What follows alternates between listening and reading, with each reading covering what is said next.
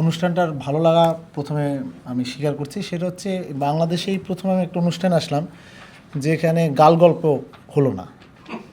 এটা খুব একটা ভালো দিক। আর যেহেতু গাল গল্প হলো না, আমার মনে হয় কাজের গল্পই হবে।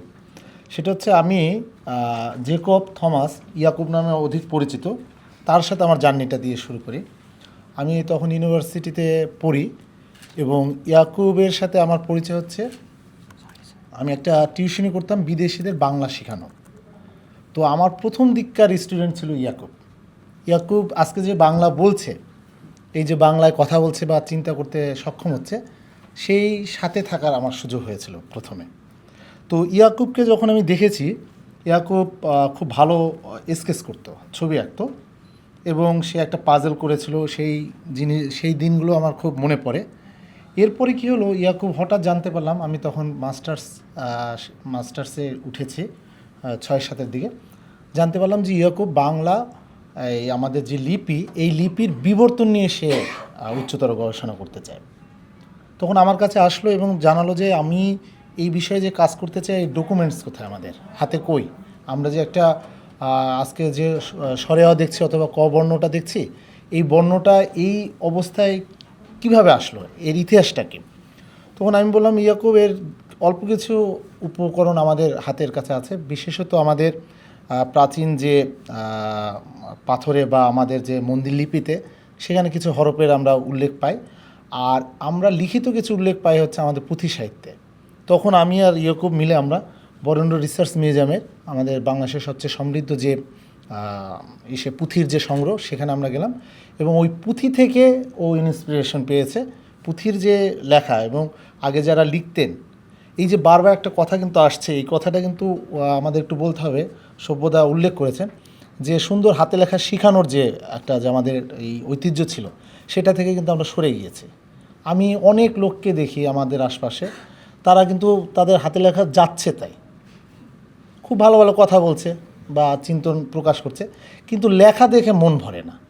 সব্যসাচীকে কেন ভালো লাগে, সোহেল ভাইকে কেন ভালো লাগে? তাদের হাতের লেখার জন্য ভালো লাগে। তা হাতের লেখা যে একটা ভালো জিনিস, এইটাই তো আমাদের আমাদের রাষ্ট্রের জায়গা থেকে, পরিবারের জায়গা থেকে শেখানো হচ্ছে না।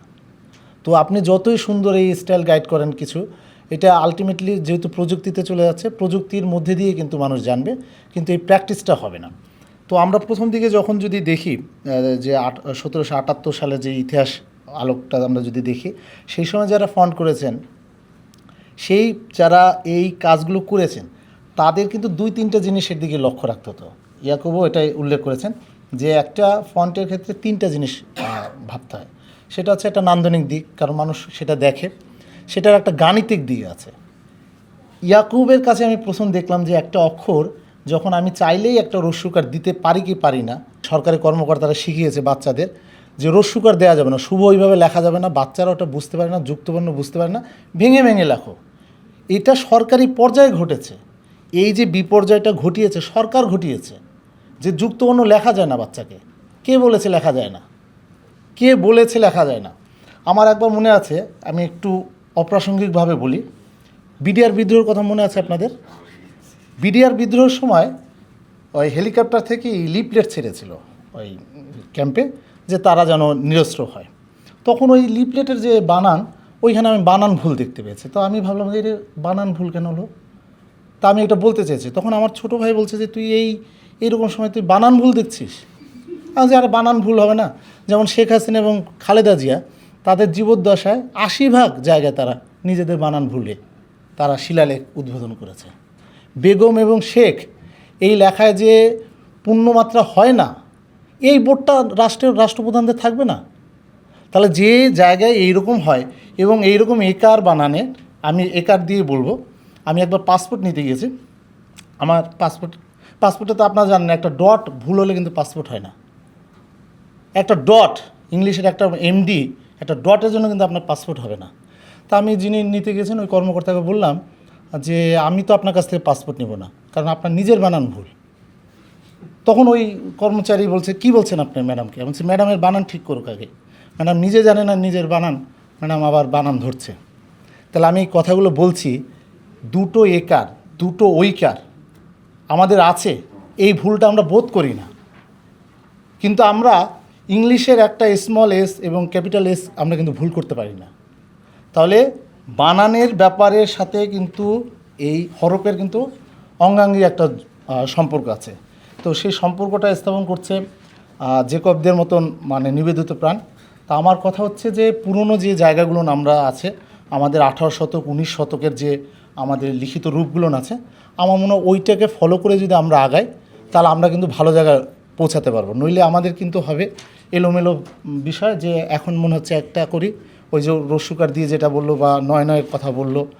আপনারা জেনে জানবেন যে বাংলা ভাষায় প্রায় 550 যুক্তবর্ণ আছে, এবং সেদিনই জানলাম আমি 14টা যুক্তবর্ণ আছে, 4টা বর্ণ মিলে 14টা যুক্তবর্ণ তৈরি হয়েছে।